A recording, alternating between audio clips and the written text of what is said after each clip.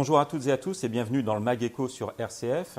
Alors aujourd'hui, je vous emmène à la rencontre un peu étonnante parce que ce n'est pas l'Irlande, l'Écosse ou un pays comme ça, on est en Sarthe. Et je vous emmène à la rencontre de Christian Luigi qui est brasseur au Mans. Alors Christian, bonjour. Bonjour. Alors comment est-ce qu'on en vient à ce projet de faire des bières ici au Mans en Sarthe ? Je pense avant tout, c'est par passion. La passion de cette boisson assez étonnante. Et puis comme beaucoup de brasseurs artisanaux, j'ai démarré dans mon garage. Je pense que l'immense majorité des brasseurs aujourd'hui ont démarré comme ça. Après, évidemment, un petit peu de formation, hein, il faut un minimum de connaissances. Et puis l'expérience aidant, voilà, on commence à sortir des produits de plus en plus intéressants. Il faut combien de temps finalement de tripotage et de bidouillage dans un garage avant de se dire ouais, ça y est, je me lance et je vais devenir professionnel ? Je ne suis pas certain que ça soit une histoire de temps. Je pense que c'est une histoire de volonté déjà.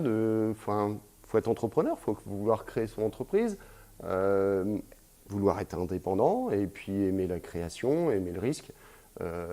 Voilà, je pense que c'est un tout.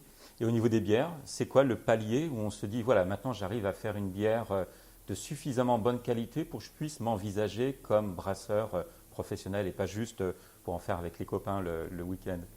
Alors, évidemment, quand on en fait chez soi, la vie de nos proches est forcément biaisée. Donc, il faut faire très attention. Tout le monde apprécie énormément les bières qu'on peut faire et occulte forcément tous les défauts. Donc, il faut faire très attention. Et puis aussi, faire des bières dans son garage, c'est relativement simple. Maintenant, faire des quantités professionnelles, artisanales, c'est autre chose. Obtenir une qualité suffisante pour la commercialisation, c'est des choses qui s'acquièrent au fur et à mesure des années. Ouais, on voit bien là dans le décor qu'il y a derrière vous. Alors on ne l'entend pas à la radio, mais sur YouTube on le voit. Il y a quand même plusieurs cuves, ça demande du matériel, c'est pas de l'amateurisme, on est vraiment dans du professionnel. Une bière, c'est un produit vivant ? Alors, le côté vivant vient de la levure. Hein. La levure, c'est un organisme unicellulaire. C'est un organisme qui va travailler le sucre, qui va le transformer en alcool. Donc c'est effectivement la bière artisanale étant un produit non pasteurisé, non filtré, contrairement à toutes les bières industrielles qui pasteurisent et qui filtrent leur bière.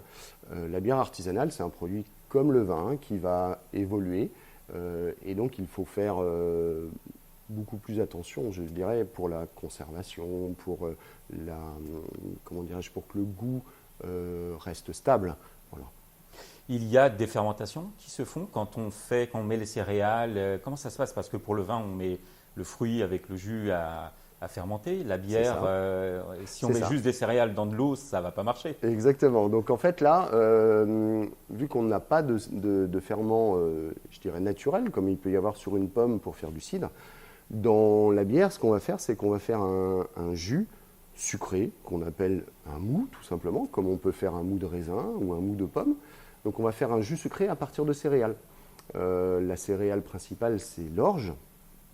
Donc on va utiliser cette orge pour faire un jus sucré. Ce jus sucré, on va l'ensemencer avec de la levure. La levure, c'est de la levure de boulanger, ni plus ni moins. C'est exactement la même levure qu'on utilise pour le pain. Cette levure va consommer le sucre et va le transformer en alcool et en CO2, ce qui va créer l'effervescence. Voilà.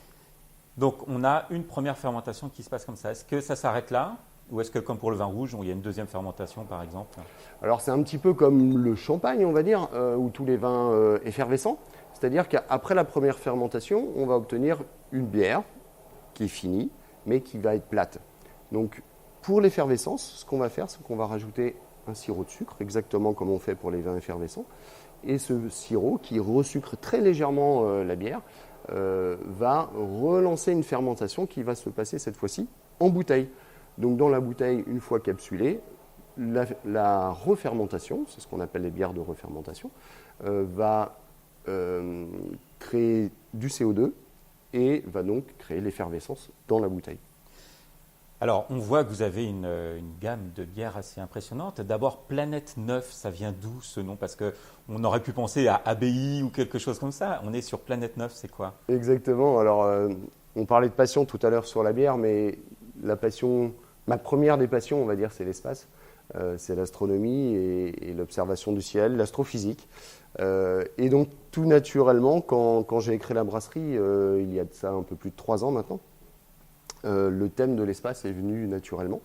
Et donc, Planète 9, c'est un nom un peu énigmatique pour indiquer cette fameuse 9e planète que les astrophysiciens et astronomes sont en train de rechercher, puisque aujourd'hui on a 8 planètes qui tournent autour du Soleil. Et certains scientifiques pensent qu'il y aurait une 9e planète, toujours pas découverte, qui graviterait autour du Soleil de manière très éloignée. Voilà. Et après, le nom de chaque bière, on voit Eclipse, Orion, Hélios. Hélios, c'est quoi comme bière? Alors effectivement, chaque bière a un nom en rapport avec l'espace. Hélios, tout simplement, c'est le dieu du soleil. Et le soleil étant blond, c'est ma bière blonde. Voilà, blond comme le soleil. Tous les noms ont un rapport plus ou moins éloigné avec le type de bière. Par exemple, ma bière blanche, elle s'appelle Encelade. Encelade, c'est l'un des satellites de Saturne. Et ce satellite a la particularité d'être recouvert de glace, donc d'être tout blanc. Voilà. Donc c'est ma bière blanche. Alors vous avez combien de types de bières? Est-ce que vous avez plusieurs blondes, plusieurs, je sais pas, des brunes, des ambrées, des rousses, etc. Exactement. Alors aujourd'hui, j'ai 13 bières, mais ce n'est pas figé. Voilà, il pourrait y en avoir une nouvelle dans quelques temps. C'est en projet? Alors, quand vous dites il pourrait y en avoir une, ouais, c'est que vous avez déjà, vous travaillez dessus? Alors oui, c'est en projet. Maintenant, je ne peux pas encore dire quand elle sortira parce qu'il n'y a rien de sûr. Mais oui, on fait des tests pour des petits brassins avec des petits volumes pour goûter et puis pour voir si les recettes sont bonnes et puis pour faire des modifications. Maintenant, est-ce qu'elle sortira en 2023? Ça, je ne peux rien promettre. Mais en tout cas, oui, la gamme, elle est loin d'être figée.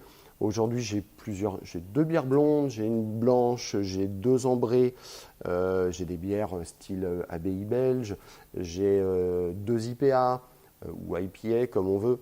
Voilà, j'ai 2 bières brunes, j'ai une Imperial Stout aussi qui est une bière de dégustation qui fait 11 degrés, une bière très noire, très, très dense. C'est des bières un peu particulières. Voilà, une gamme assez vaste. Alors, qu'est-ce qui fait la différence, à la fois en bouche, hein, entre par exemple une blonde et une bière ambrée, et puis au niveau de la fabrication? Alors, une bière blonde, c'est une bière avec une recette qui est généralement assez simple, où on va mettre un malt ou 2 maltes ou 3 grands maximum, de façon à avoir une bière assez claire en couleur, assez simple, assez douce en bouche. Après, les bières, si on veut une bière plus foncée, plus colorée, on va rajouter des maltes qu'on dit caramélisés, voire des maltes torréfiés.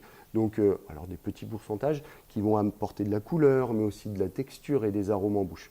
Voilà, donc les recettes vont pouvoir varier. On peut changer également de céréales, apporter des goûts un peu particuliers avec du seigle, avec de l'épeautre par exemple, ou même du blé pour les bières blanches. Le blé va apporter ce petit côté acidulé qui est très agréable l'été par exemple. Voilà. Donc les recettes peuvent être très très variées. La bière blanche, elle est faite avec quel type de céréales alors? Alors la bière blanche, historiquement, c'est une bière qu'on va faire avec environ à peu près la moitié de blé pour la moitié d'orge. Voilà. Et c'est ce côté blé qui va apporter cette particularité à la bière blanche. Alors que la blonde? Alors qu'une blonde, c'est fait traditionnellement avec 100% d'orge. D'accord. Voilà. Alors, quand on voyage, je sais pas, en Bretagne, par exemple, on a des bières de blé noir. Absolument. Absolument. Donc, moi, j'ai la particularité d'en avoir une aussi dans ma gamme qui s'appelle Cérès, qui est une bière avec, alors, c'est 50% d'orge, j'ai mes 25% de blé et 25% de sarrasin. Donc, le sarrasin apporte ce côté très particulier qu'on peut retrouver dans les galettes de blé noir, mais évidemment dans toutes ces bières bretonnes qui incluent du sarrasin dans leurs recettes. Alors, les bières en France, on a plutôt tendance à les boire dans des situations pour se rafraîchir, des boire de soif avec des amis, alors que le vin, on l'a plutôt avec un côté religieux, où on va goûter le vin, on va le sentir, on va chercher les arômes. Est-ce que c'est la même chose pour les bières ou pas? Alors, la bière, c'est un côté convivial qui est très agréable avec les amis autour du barbecue. Mais c'est aussi une boisson qui peut avoir beaucoup de caractère, beaucoup de goût. Et dans ce cas, et surtout pour les bières artisanales, je pense qu'il est important de faire attention aux produits, parce que le brasseur a fait attention à sa fabrication et il peut être intéressant de verser sa bière dans un verre et non pas de la déguster juste à la bouteille. Maintenant, la bière doit rester un produit convivial et je pense que ça c'est important, c'est un partage avec un instant partagé avec des amis autour d'un barbecue ou à une occasion. Mais il y a aussi des sortes de bières un peu particulières. Tout à l'heure, je parlais de l'Imperial Stout, qui est une bière qui fait 11 degrés. Évidemment, ce n'est pas une bière qu'on va boire à la bouteille autour d'un barbecue.